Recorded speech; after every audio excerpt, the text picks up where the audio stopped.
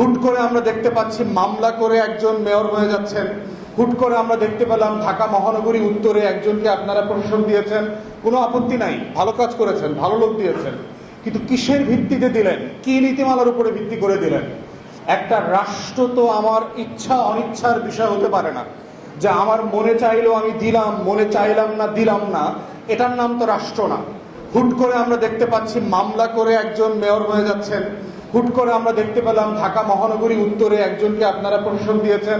কোনো আপত্তি নাই, ভালো কাজ করেছেন, ভালো লোক দিয়েছেন, কিন্তু কিসের ভিত্তিতে দিলেন? কি নীতিমালার উপরে ভিত্তি করে দিলেন? একটা রাষ্ট্র তো আমার ইচ্ছা অনিচ্ছার বিষয় হতে পারে না, যে আমার মনে চাইলেও আমি দিলাম, মনে চাইলাম না দিলাম না। এটার নাম তো রাষ্ট্র না। রাষ্ট্র কিন্তু মামু বাড়ির আম বানানি খাওয়ার মতো কোনো অবস্থা না। রাষ্ট্র হচ্ছে টাফ হওয়ার বিষয়। রাষ্ট্র চালাইতে হইলে উপদেষ্টা মণ্ডলীকে টাফ হইতে হবে, এটা মাথায় রাখবেন। রাষ্ট্র কিন্তু মামু বাড়ির আম বানানি খাওয়ার মতো কোনো অবস্থা না। রাষ্ট্র হচ্ছে টাফ হওয়ার বিষয়। যেটাকে আপনি ন্যায্য মনে করবেন, সেটার জন্য কনসালটেশন করবেন, রাইট প্রসেস ফলো করবেন, and then you take the tough decision. বারবার পিছু হটা, এটা খুবই রং মেসেজ দিচ্ছে অন্তর্বর্তীকালীন সরকারের ব্যাপারে। তাই আমরা বোধ করছি প্রফেসর ইউনূসের সরকার এবং স্থানীয় সরকার বিষয়ে যে দায়িত্বপ্রাপ্ত উপদেষ্টা আছেন, আমলারা আছেন, তারা ইমিডিয়েটলি অনতিবিলম্বে এই ধানাই ফানাই করা বন্ধ করে সিরিয়াসলি একটা উপকমিটি করবেন, করে বিধিমালা তৈরি করে এই যে 1700-1800 ফ্যাসিবাদ বিরোধী আন্দোলনের কাউন্সিলররা ছিলেন, তাদেরকে প্রশাসক হিসাবে নিয়োগ দিবেন। এই ব্যাপারে আর কোনো সময় ক্ষেপণ করবেন না, আল্লাহর ওয়াস্তে। সারা বাংলাদেশে আমরা সফর করে যেটা বাস্তবে দেখতে পাচ্ছি, প্রত্যেকটা প্রশাসনিক সার্ভিস সেবা যেটা ছিল নাগরিকের, সেটা ব্যাপকভাবে ভেঙে গেছে। বাংলাদেশে যুদ্ধের সময় 71 সালে এইরকম আমার স্থানীয় সরকার প্রশাসন ভেঙে যায় নাই। অতএব যেই সরকার প্রতিজ্ঞা দিয়ে এসছে সে দায় এবং দরদের রাজনীতি করবে, সে গণ অভ্যুত্থানের রিফ্লেকশন দিয়ে রাজনীতি করবে, সে আগামী দিনের বাংলাদেশ 2 করবে, শত শত শহীদের রক্তের যে দেয়াল লিখনগুলো ছিল সেগুলোকে রিফ্লেক্ট করবে তার পলিসির মধ্য দিয়ে, তার কাজের মধ্য দিয়ে। সেগুলোর বাস্তবায়ন আমরা দেখতে পাচ্ছি না, যেখানে এই স্থানীয় সরকার ব্যবস্থা নাই। এবং আমলা নির্ভর হওয়ার কারণে যেটা হয়েছে, প্রত্যেক জায়গায় আমরা দেখতে পাচ্ছি তৃতীয় চতুর্থ শ্রেণীর কর্মচারীরা এই প্রশাসনগুলো এখন চালাচ্ছে। তারা ফাইল করে করে নিয়ে রিকশায় করে, গাড়িটি করে স্যারের বাসায় যায়, স্যারের অফিসে যায়, সিম্পলি সিগনেচার করে নিয়ে আসতেছে। এই আমলাদের পক্ষে সিম্পলি এইরকম 2-3টা এক্সট্রা দায়িত্ব পালন করা কোনোভাবে সম্ভব না। এটা খুবই একটা অবাস্তব একটা বাস্তবতা। এবং দ্বিতীয়ত হচ্ছে, এই সরকারি আমলারা জনবিচ্ছিন্ন জনগোষ্ঠী। কার জন্য কোনটা প্রযোজ্য এবং প্রযোজ্য না সেইটা যাচাই বাছাই করবার সক্ষমতা তাদের নাই। তৃতীয়ত যেটা দেখতে পাচ্ছি, পুরাতন আমলের কর্মচারীরা মিলে আওয়ামী দোসরদারিদেরকে সামনে রেখে ঠিকাদারি ব্যবসা, লুটপাটের ব্যবসা কিন্তু চলমান রেখেছে। যেহেতু নির্বাচিত কাউন্সিলররা নাই, তারা বলতে পারছে না, প্রতিবাদ করতে পারছে না এবং জানে না যে কে আসলে ভালো মানুষ আর কে খারাপ মানুষ। তাই ঠিক আগের প্রশাসন দিয়েই এই আমলাতন্ত্রের শ্যাডোতে থেকে, ছায়া থেকে এই প্রশাসনটা কাজ করছে। যে এই প্রশাসনটাকে ভাঙার জন্যই আসলে আগস্ট সেপ্টেম্বরে এই প্রজ্ঞাপনটা জারি করা হয়েছিল। তাই সরকার যেই যে জিনিসগুলো মাথায় রেখে এই কাজটা করেছে, আমরা বিশ্বাস করছি এবং বোধ করছি তার প্রত্যেকটা আসলে ফেল করেছে। অতএব তার আগস্ট সেপ্টেম্বরের সিদ্ধান্তটা একটা ভুল সিদ্ধান্ত ছিল এবং এটা ইমিডিয়েটলি সংশোধন করতে হবে।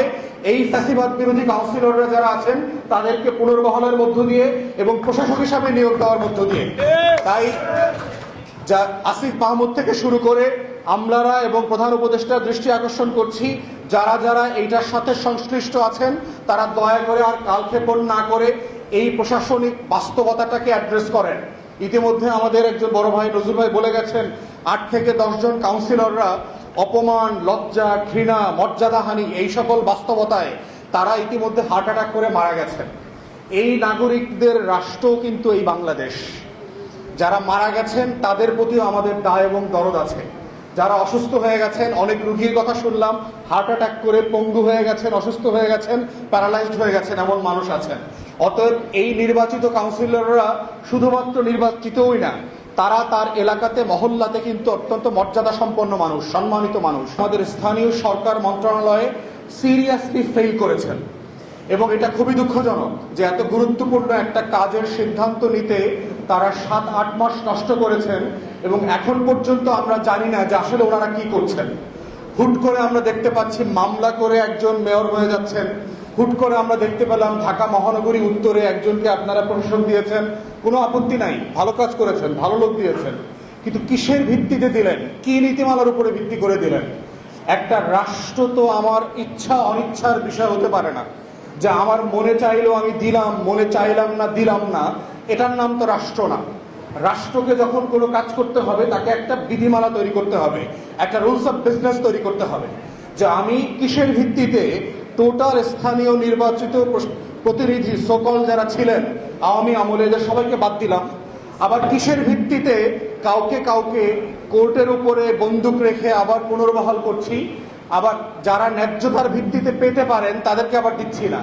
তাহলে এই যে অসংলতা আছে, আমরা বারবার দাবি করেছি যে অন্তর্বর্তীকালীন সরকারকে যে জনদাবিকে মাথায় রেখে, জনগণকে মাথায় রেখে, যেই বাংলাদেশ 2 রূপকল্পের জন্য আমরা লড়াই করেছি, দায় এবং দরদের রাজনীতিকে মাথায় রেখে সেই জায়গাটা বিবেচনা করে একটা উপকমিটি করা এবং বিধিমালা তৈরি করে ইমিডিয়েটলি যাচাই বাছাই সাপেক্ষে এই কাজগুলো করা। মাঝখানে মনে হচ্ছিল যে কাজটা অনেক দূরে এগোচ্ছে, হুট করে মনে হচ্ছে আবার 2 মাস 3 মাস ধরে কাজটা পড়ে গেছে। তো এই জায়গাতে মনে হচ্ছে যে সরকার প্রচন্ড দোদুল্যমান অবস্থায় আছে। অত একটা ব্যক্তির শুধু কাউন্সিলর পদটা কেড়ে নিয়েছেন মানে কিন্তু আপনি শুধু ব্যক্তির পদ কেড়ে নেন নাই, আপনি তার সম্মান, মর্যাদা, তার ব্যক্তিত্ব, তার মানুষ হিসাবে বেঁচে থাকার যে অধিকার তার মহল্লাতে, সেই অধিকারটা পর্যন্ত কেড়ে নিয়েছেন। অতএব অন্তর্বর্তীকালীন সরকার এবং উপদেষ্টাদেরকে বলছি, এই রাষ্ট্রের সাথে মুক্তির লড়াইতে ওয়াদা ছিল যে এই রাষ্ট্র মানবিক মর্যাদা ফেরত দেবে, এই রাষ্ট্র সাম্য এবং সুবিচারের ভিত্তিতে তার রাষ্ট্র তৈরি করবে, কিন্তু সেই চুক্তিটা বারবার লঙ্ঘিত হতে দেখছি। 24-এর গণ অভ্যুত্থান was a glaring reminder for the interim administration not those things to happen again, কিন্তু আমরা দেখতে পাচ্ছি সেগুলো আবার হচ্ছে। তো সেই জায়গাতে আজকের আমাদের দাবি খুবই পরিষ্কার, আগে যে দাবিগুলো করেছি সেই যৌক্তিক দাবির জায়গাতে ফিরে এসে এই কাউন্সিলরদেরকে যৌক্তিক বিধিমালার উপরে ভিত্তি করে যাচাই বাছাই করে প্রশাসক হিসাবে অনতিবিলম্বে নিয়োগ দিলে এই সংকটের সমাধান করতে হবে।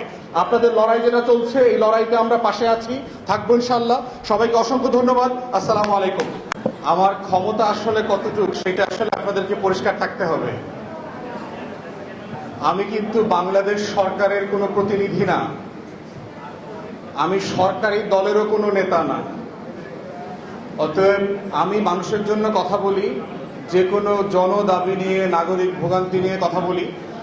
এটা হচ্ছে যে আমার একটা দায় দরদের জায়গা আছে। আমি যেটাকে ন্যায্য মনে করি যে বাংলাদেশ রাষ্ট্রের সাথে তার নাগরিকের অধিকারের যে গ্যাপ তৈরি হচ্ছে, দূরত্ব তৈরি হচ্ছে, সেগুলো নিয়ে আওয়াজ তোলা, কথা বলাটা হচ্ছে আমার নাগরিক দায়িত্ব। রাজনৈতিক কর্মী এবং নাগরিক হিসাবে এটা আমি বলে যাব। তো সেই জায়গা থেকে কাউন্সিলর ভাই বোনদের প্রত্যাশা আকাঙ্ক্ষাকে আমি সম্মান করি এবং বারবার এই জন্য আপনাদের সাথে আমি বিভিন্ন মিটিংয়ে আসছি। কিন্তু আমার ক্ষমতা সম্পর্কে আপনাদের কাছে খুবই পরিষ্কার ধারণা থাকতে হবে। আমি বাংলাদেশ সরকারের কেউ না এবং কাউকে কাউন্সিলর বানানো, অপসারণ করা, কাউকে মেয়র বানানো, অপসারণ করার কোনো ক্ষমতা আসলে আমার কাছে নাই। অতএব এই বাস্তবতাটা রেখে আমরা একসাথে কাজ করতে পারলে এইটা ভালো হবে আর কি। আপনাদের কাছে এটা পরিষ্কার থাকতে হবে। তাহলে আসলে আমি কি করতে পারি? আমি যেটা করতে পারি সেটা হচ্ছে প্রেসে, গণমাধ্যমে আপনাদের পক্ষে ন্যায্যতা তুলে ধরে কথা বলা, যে বাংলাদেশের অন্তর্বর্তীকালীন সরকার দায়িত্ব নেবার পরে আগস্ট সেপ্টেম্বরে একের পর এক প্রজ্ঞাপন জারি করে প্রশাসনের বিভিন্ন জায়গা থেকে যে নির্বাচিত প্রতিনিধিদেরকে অপসারণ করলেন, এই সিদ্ধান্তটা কেন সঠিক না এবং এই সিদ্ধান্তটার কারণে আমার দেশের যারা প্রান্তিক জনগোষ্ঠী আছেন তারা কিভাবে ভোগান্তির শিকার হচ্ছেন প্রতিদিন, সেই বিষয়টা আমি আমার জায়গা থেকে তুলে ধরতে পারবো। ঠিক